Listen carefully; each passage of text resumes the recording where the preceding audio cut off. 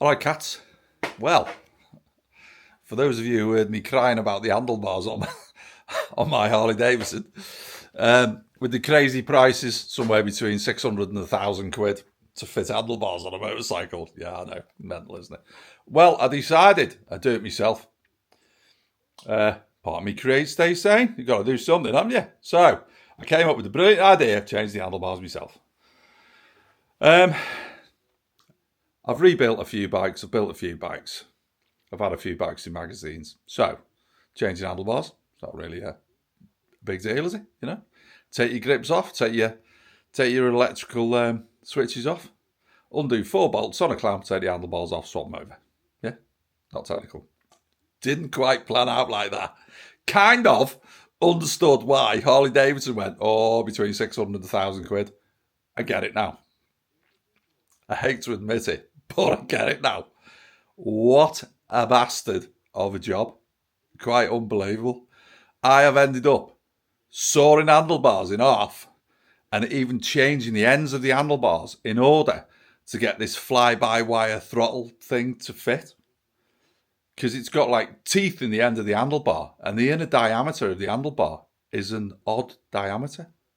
So when you buy your replacement bars, and I didn't buy cheap ones, I mean, admittedly, they weren't 300 quid Harley Davidson ones, but they were LSL. They were 85 quid. Set of handlebars. Only a bent bit of pipe after all. I'll show you them here. So, there's the bars. As you can see, rather wide, rather straight. Okay?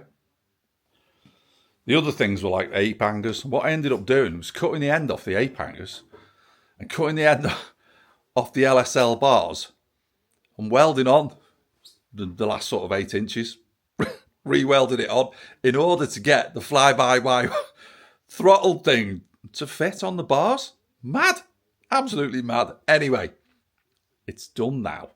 It's not quite finished. You've got a bit of wiring hanging out the side, but it's done. It's probably taken me, changing the bars, I'd say a genuine 3.5, 4 hours to change handlebars. Not quite sure what that's about. Last time I changed handlebars took about 15 minutes, so I don't quite know what's going on here. Crazy, electronic all sorts running through the handlebars. That's the problem. And then you have to convert it, depending on your bars, for all your wiring, for all your switch gear and your indicators and your high-low beam and all the rest of it. You have to convert all that to run on the outside of the bar. Yeah. So the only thing that runs through the bar now is the wiring for the fly-by-wire, which is your throttle control from your throttle down to your fuel injection system.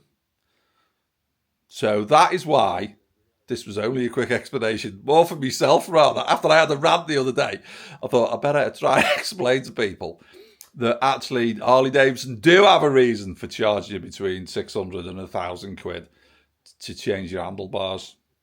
I can see the light. Although I still think they're a shower of thieving bastards, and there's no way on this earth I'd be paying between 600 and 1,000 quid to change handlebars on a bike. I'd just leave the bastard handlebars on before I do that.